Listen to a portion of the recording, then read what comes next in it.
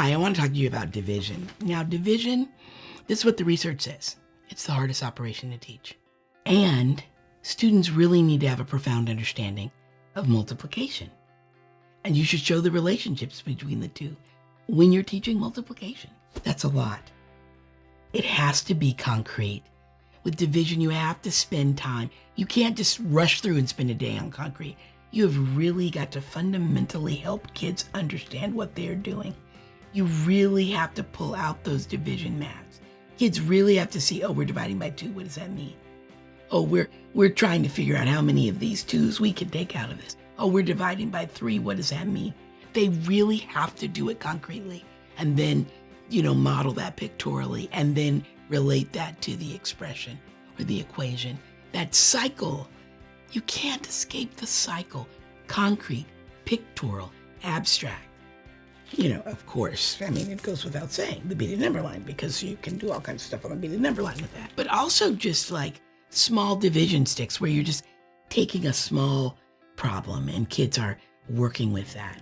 And then cards where they can see what they're doing. Like this is 20 divided by 2. It's divided by 2. So how many is in each group, right? Visual encounters. These are great cards. I created these cards to show the difference between partitive and quotative division. So we put 8 marbles divided between 2 kids. How many marbles does each kid get? This is the problem that we usually give. But on the back, I put the other problem.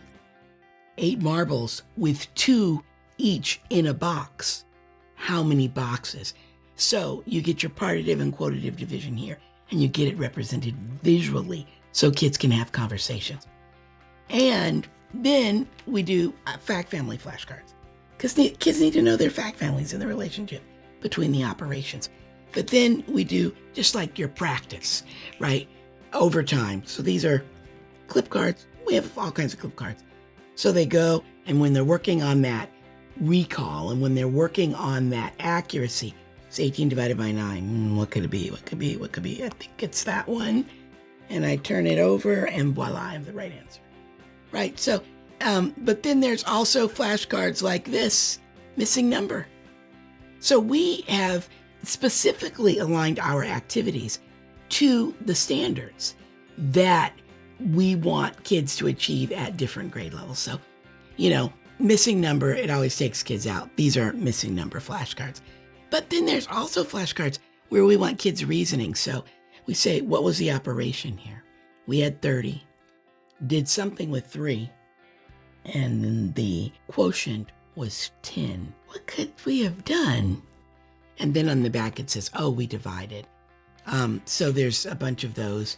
And you mix up like the multiplication and division ones to see if kids are really looking at those numbers.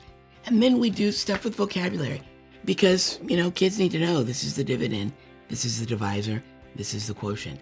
And so we just have things that help teachers, right? You put this up in your classroom so kids can see it. Your word wall should be illustrated. If you just put up the word dividend, that helps nobody. But if you put up the word dividend and you show an example of what it is and you get some pictures up there around it, then kids are getting access to that vocabulary. And I'm not just talking English language learners. I'm talking English language native speakers have as much trouble with vocabulary in mathematics as the English language learners. We've got to explicitly teach vocabulary, but that's another conversation. So right now we're talking about division. We're talking about how you hop in and support your kids so that they have accuracy and they have flexibility and that they are efficient and that is built on a foundation of concrete, pictorial, abstract. Thank you.